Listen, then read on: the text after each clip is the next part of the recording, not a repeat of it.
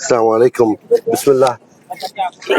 குரான் printing இடத்துக்கு மீண்டும் வந்தோம். காலையில் ஒருத்தரை வந்துட்டு போயிட்டோம். அதை மீண்டும் சில பேர் பார்க்கணும் அப்படின்றதுனால மீண்டும் வந்தோம். வந்து மக்கள் எல்லாம் போய் பார்த்துட்டு வர்றவங்களுக்கு எல்லாமே ஒரு குரான் ஃப்ரீயாக கொடுப்பாங்க.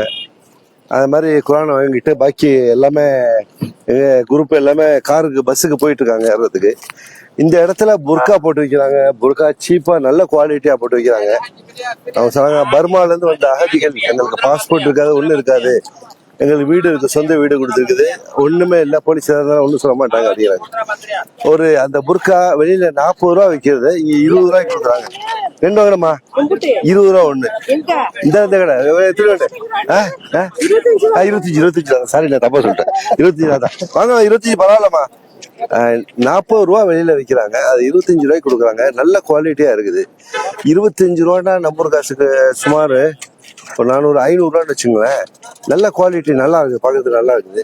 தேவைப்படக்கூடிய இதில் வாங்கலாம். எங்கள் டீமே யோசிக்கிறாங்க. நாங்கள்லாம் ஒரு 4 பீஸ் வாங்குறோம்.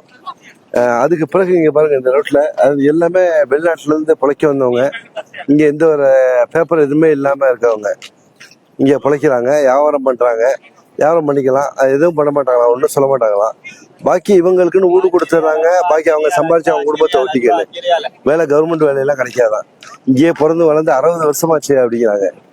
இதே இவங்க மலேசியா, சிங்கப்பூர் இந்த மாதிரி போயிருந்தாங்கன்னாக்கா அவங்க சிட்டிசன் கிடைச்சிருந்துருக்கும்.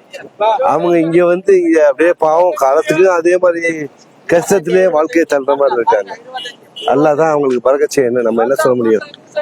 மனிதர்கள் சக மனிதர்கள் வாழ்றது சுகமா வாழணும், வசதி வாய்ப்பா வாழணும்.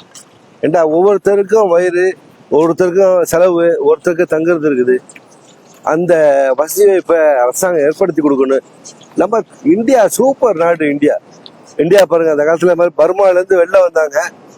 வெளில வந்தப்ப அந்த அவங்க வந்தவங்களுக்கு எல்லாம் ஒரு வியாபார ஸ்தலம் பண்ணி கொடுத்து, சின்ன சின்ன இடம், என்ன 3 அடி அகலம் இருக்கும், 3 அடி நீளம் இருக்கும், அவ்வளவுதான் இருக்கும்.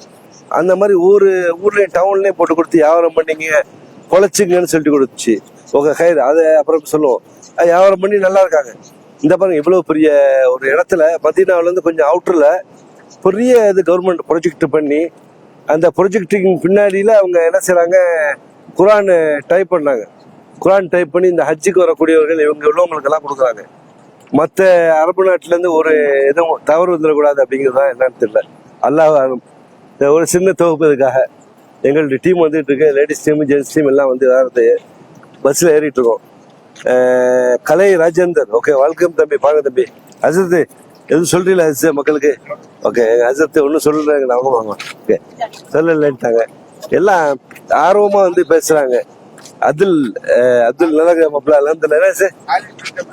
சரி. இது வெளியில உள்ள அவுட்டர்ல போட்டு இருக்கேன் லைவ்ல சார். இந்தாங்க வாங்கினேன், ஒண்ணு வாங்கினேன், சீப்பா கிடைச்சிச்சு. பரவாயில்ல, அதுல வேணும் வச்சுக்கோங்க. இல்லாட்டி யாரும் கொடுத்துக்கோங்க, பிரச்சனை இல்லை. Okay sir, 25 ரூபாண்ணே. வெளில 40 ரூபா 50 ரூபா ஆகும், 25 ரூபா பரவாயில்ல, ஃப்ரீ. இதெல்லாம் யோசிக்க கூட அவங்களுக்கு ஒரு ஹெல்ப்பா இருக்கும்.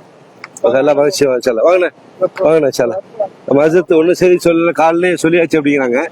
இப்போ அவுட்ரு இது மதீனாவுல இருந்து எந்த ஏரியா போற ரூட்டுன்னு தெரியல. ஹைர் இன்ஷால்லா, எல்லா மகிழ்ச்சி வாங்க இன்ஷால்லா. அப்துல் சலாம் சொல்லு. அஸ்ஸலாமு அலைக்கும் மாப்ள, வாழ்த்துக்கள்.